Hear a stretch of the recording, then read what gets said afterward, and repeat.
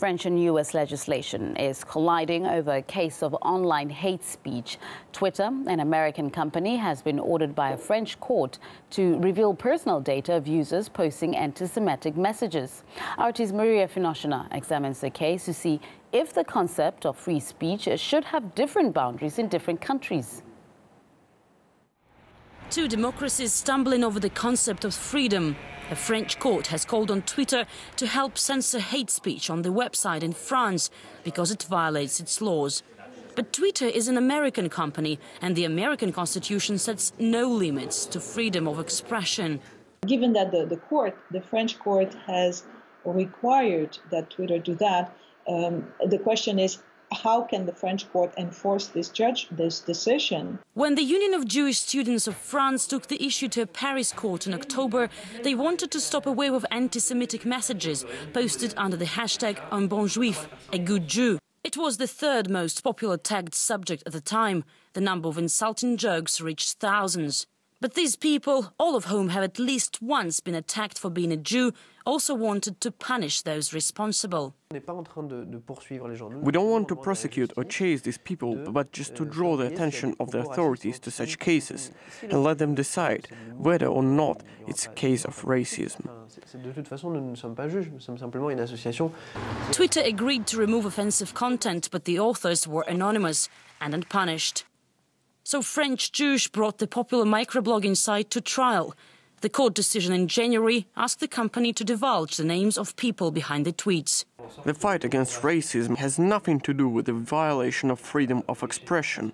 It is an American concept, and it cannot be applied in France in the way it is understood in the US. We just wanted this part of our life to obey this country's legislation, which prohibits public racism. But not everyone agrees. If freedom is limited, they say, it's no longer freedom. Jeremy, of Jewish origins himself, is one of them. He says greater liberty shouldn't bring more restrictions, but a different approach to controlling the internet. You have Twitter, a private company that may be acting as a judge, deciding what is legal and what is not, and removing content, which is censorship.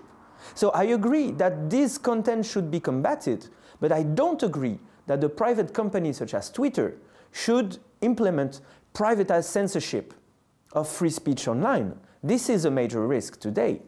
This story has sparked broader discussion over violations of freedom and privacy in France.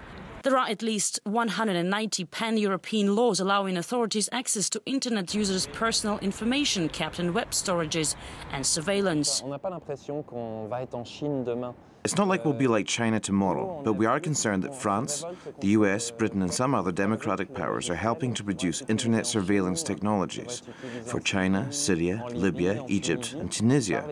Well, if they allow the governments of these countries to use it against their people, is there any guarantee that France will not use it against its own people one day? This Twitter dispute has gone far beyond the borders of the US and France, and any agreement reached will affect all subsequent cases. Skeptics warn that France may be happy to let personal freedom slide. Liberté, égalité, fraternité. Liberty, equality, fraternity. France's most famous motto and three pillars the country has been resting on since the French Revolution.